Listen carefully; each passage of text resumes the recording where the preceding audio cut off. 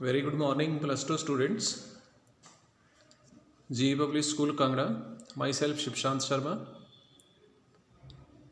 बच्चों, आज मैंने आपको व्हीटस्टोन ब्रिज प्रिंसिपल के ऊपर न्यूमेरिकल प्रॉब्लम्स सेंड की हैं पीडीएफ फाइल में। उन प्रॉब्लम को आप कैसे सॉर्ट आउट कर सकते हैं, नाउ लेट अस डिस्कस। ये प्रॉब्लम मैंने उन प्रॉब्लम से हट करके सेट की है यहाँ। जैसे व्हीटस्टोन ब्रिज के बीच में क्या होता है, 4 रेजिस्टेंसेज होते हैं, ये P, EQ, this one is R और दिस वन इज S। आपको मैंने क्वेश्चन किया है कि भाई इस पर्टिकुलर नेटवर्क के लिए A एंड B पॉइंट के बीच में टोटल कितनी रेजिस्टेंस होगी, उस रेजिस्टेंस की वैल्यू को सॉर्ट आउट करो। तो ऐसी प्रॉब्लम सॉल्व करने के लिए आप क्या करेंगे, आपको चाहे डायग्राम के बीच में ये वाले पॉइंट मार्क किए हैं या नहीं किए हैं, आप लोगों ने अपनी तरफ से इनका नामकरण करना है। मीन्स आप अपनी तरफ से इन पॉइंट को मार्क करेंगे। एंड डियर स्टूडेंट्स, दिया तो नहीं था ये C और D पॉइंट, पर मैंने क्या कर लिया, इन पॉइंट को मार्क कर दिया एज C एंड D। अब मैं क्या चेक करूंगा, मैं इस प्रॉब्लम में चेक करूंगा is P/Q is equal to R/S। अगर ऐसा होगा तो ये ब्रिज हो जाएगा बैलेंस्ड कंडीशन पे।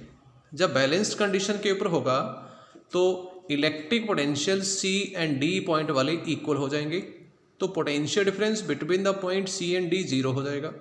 Because of that no current will flow from C to D। जब करंट फ्लो नहीं करेगा तो इस रेजिस्टेंस को हम निगलेक्ट कर सकते हैं, और निगलेक्ट करेंगे हम। मैंने चेक किया क्या P/Q is equal to R/S, और ये है 2/3 इज इक्वल टू 6/9।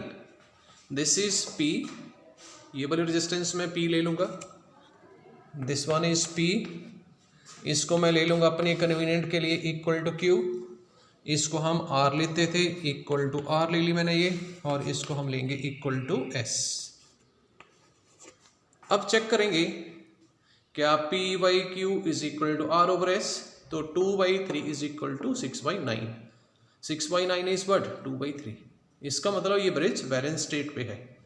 इसलिए हम इस C से D के बीच में किसी भी करंट की फ्लो के कारण इस रेजिस्टेंस को निगलेक्ट कर देंगे। निगलेक्ट करने का मतलब जब करंट ही फ्लो नहीं ना कर रहा, C से D कोई करंट नहीं फ्लो करेगा, क्योंकि ब्रिज बैलेंस स्टेट पे है, तो कोई करंट नहीं फ्लो करेगा C से D।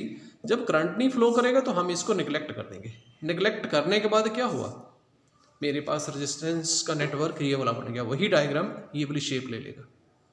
अब ये 2 एंड 3 कैसे हैं, ये 3 सीरीज में, ये दोनों कैसे हैं, सीरीज में। अब सॉल्व करना आसान हो जाएगा। 2 + 3 दैट इज 5, 6 + 9 दैट इज 15।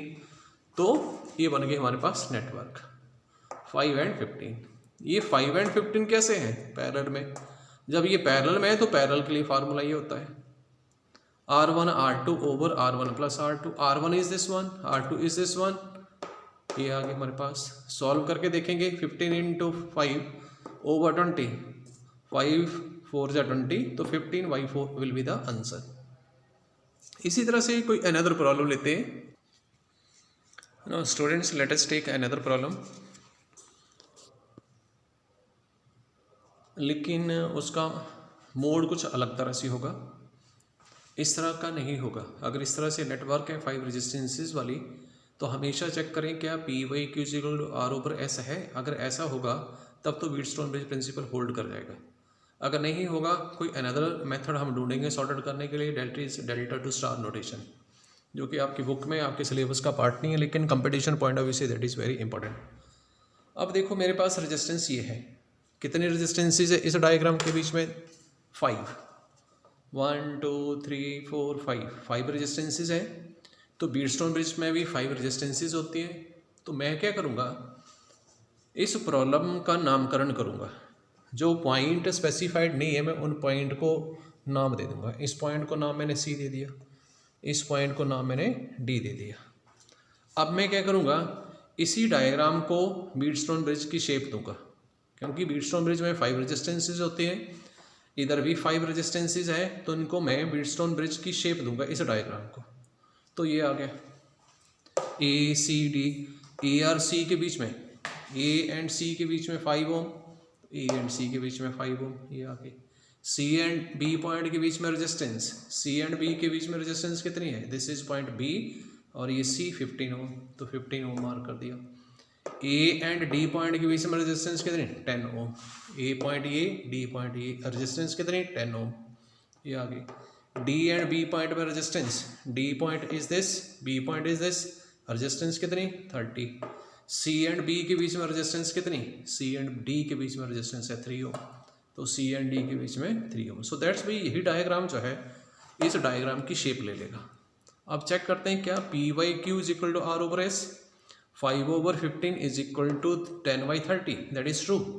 अगर ऐसा है तो व्हीटस्टोन ब्रिज प्रिंसिपल होल्ड करेगा and according to that no current will flow from C to D. नहीं फ्लो करेगा तो इसको हम नहीं लेंगे, निगलेक्ट कर देंगे।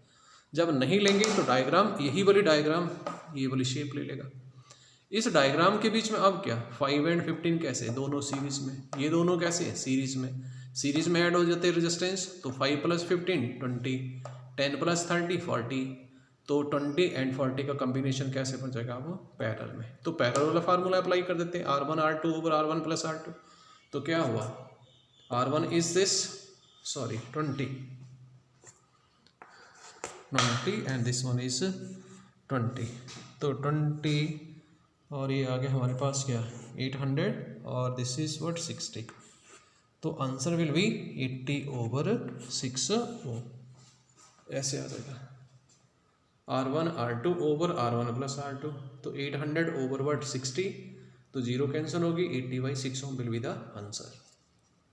इसी तरह की अनदर प्रॉब्लम आप प्रैक्टिस कर सकते हैं। जब भी आपको किसी भी डायग्राम के बीच में 5 रेजिस्टेंसेस दिखें तो आप उनको ट्राई आउट कर सकते हैं with the help of Wheatstone bridge principle. इस तरह से जब व्हीटस्टोन ब्रिज प्रिंसिपल अप्लाई करते हैं तो चेक करते हैं कि आर्म रेशो इक्वल आ रही है। अगर इक्वल आ रही होगी तो बीच में कोई करंट नहीं फ्लो करता है, इसलिए उस आर्म को निगलेक्ट कर दिया जाता है। और ऐसे होता है जब निगलेक्ट कर देंगे तो डायग्राम शेप सिंपल बन जाएगी। सीरीज पैरेलल फार्मूला अप्लाई कर दिया, क्वेश्चन विल बी ओवर।